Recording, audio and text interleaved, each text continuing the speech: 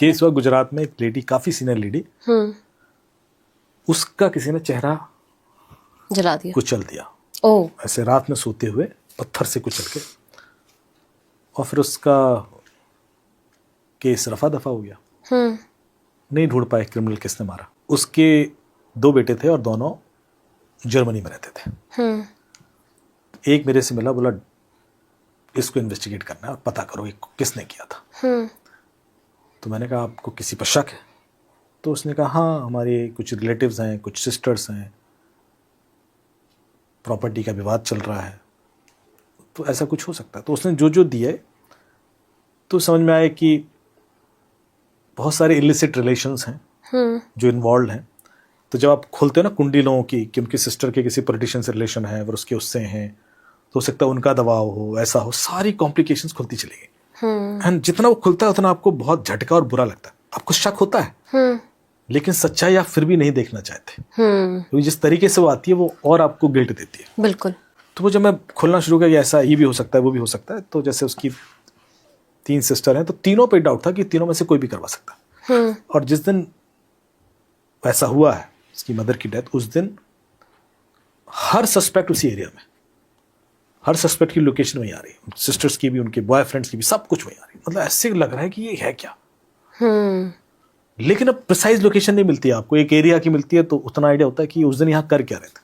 फिर कुछ चीजें अजीब सी हुई कि वो उस दिन कहीं जा रही थी, रास्ते में उनको कोई मिला, मदर को कहीं तीर्थ यात्रा पे जाना था। जब रास्ते में किसी ने बोला कि वो तो ट्रेन कैंसिल हो गई, अब वापस चले जाओ, सो वापस चले गई।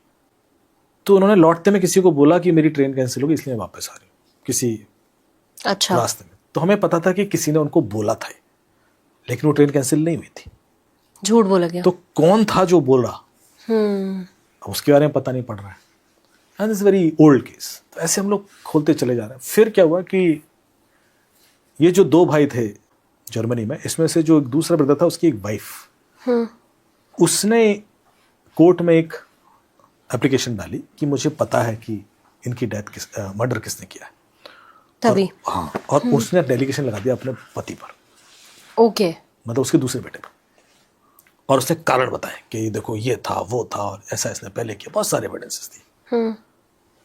तो मतलब ये भी हो गए, ये भी हो गए, जितने लोग हैं सब पे शक चल रहा है।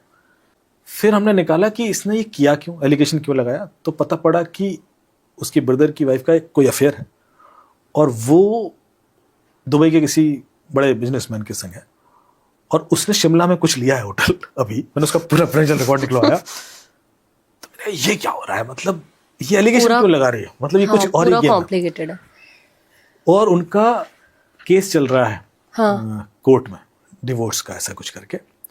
लेकिन यदि वो किसी तरह अपने पति को क्रिमिनल सिद्ध कर देगी, तो वहां उसको फायदा मिलेगा जर्मनी में। तो उसको एडवांटेज ये है कि मैं किसी तरह इस पर ये वाला आरोप ठोक दूं विद ऑल, क्योंकि मैं खुद ही, क्योंकि हाई कोर्ट, वो कोर्ट ने मांगा नहीं था उससे, उसने खुद ही एक लेटर जाके अपनी तरफ से कि I know all these things and I am ready to give you statement, ऐसे करके भेज दिया। आप सोच रहे हो, केस फंसा दिया। हाँ, पूरा। वो बंदा इधर आया था गलती से इंडिया में, उस समय इंडिया में था, वो अरेस्ट हो गया, पुलिस ने उसको अरेस्ट कर लिया। अब पुलिस ने उसको ग्रिल करना शुरू किया, वो कह रहा मुझे पता ही नहीं कुछ, और उसकी वाइफ एलिगेशन लगा के दुबई चली गई। पूरा अजीब हो गया। ऐसे में सारा मुझे समझ आ रहा है कि वाइफ का एडवांटेज क्लियर है, बिकॉज उसको पता है कि इंडिया में फंस गया तो उसकी वहां की प्रॉपर्टी भी मेरी, और बाकी तो मैं हुई, लीगल राइट मेरी है, और उसका तो वैसे भी अफेयर है, तो वहां पे भी, तो समझ में आ रहा है। लेकिन अब इसको कैसे बचाएं, जब तक सही क्रिमिनल नहीं मिलेगा ये फंसा रहेगा। पहले तो वो भी केस ऑलरेडी उलझ गया, हाँ, फिर ये डबल उलझ गया, डबल उलझ। हाँ। उसके बाद हमने और डीप डाइव किया, तो पुलिस के स्टेटमेंट वगैरह निकलवाए वहां से कि उस दिन हुआ क्या था। तो उन्होंने कहा साहब कुछ नहीं। मैंने कहा उनकी माँ थी कैसी, तो उन्होंने कहा माँ सिंपल सी लेडी थी, एक बड़ा कोर्ट यार्ड था, उसमें काफी सारे लोग रहते थे, आश्रम टाइप का, और उसमें और भी लोग रहते थे, ऐसे करके। तो जब उनसे स्टेटमेंट मांगा गया तो किसी ने कहा कि ये जो बंदा है जो भी जेल में है, उसका एक लड़का, उसका उस आश्रम में रहने वाली किसी वर्कर के संग रिलेशन था, और जो उसकी माँ को पसंद नहीं था। ये एक नई बात खुल के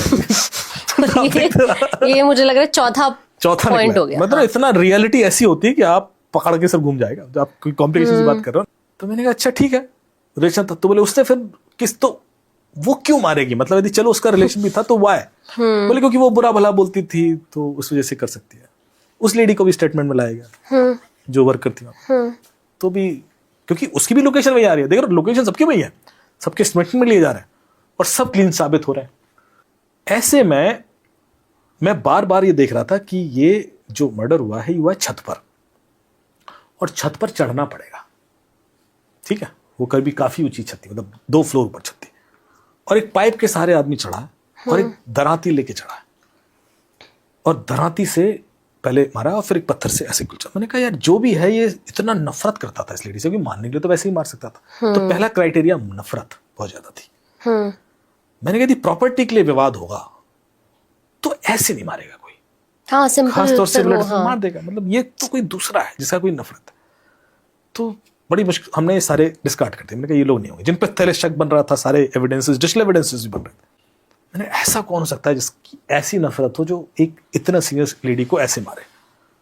दूसरा हम देख रहे थे कि वो जितने भी लोग थे वो काफी बल्की थे वेट में, तो मैंने कहा ये चढ़ नहीं सकते पाइप, क्योंकि इतना चढ़ेंगे, 2 फ्लोर चढ़ना मजाक नहीं होता, मतलब ऊपर जाके फिर दराती के संग चढ़ेगा और फिर मारेगा। फीमेल भी नहीं चढ़ पाएगी। फीमेल चढ़ सकती है, दुबली पतली तो आजकल तो हाँ, ऐसे तो चढ़ सकते हैं, लेकिन मैं अभी जेंडर वाइज नहीं कर रहा, लेकिन आदमी का एक फिट होना जरूरी है। तो इसलिए वहां मैंने लॉजिक फंसा दिया। मैंने कहा यार कोई ऐसा है जो ये चढ़ सकता है और जिसके हाथ में दराती थी, क्योंकि वो एक ही वार से काटा गया ऐसे। तो जब मैं वहां घूम रहा था फिजिकली तो मैंने देखा वहां पर जो नहीं आते बंजारे, जो वो लोहे का वो बनाते हैं, हाँ। वो वहां बाहर रह रहे थे।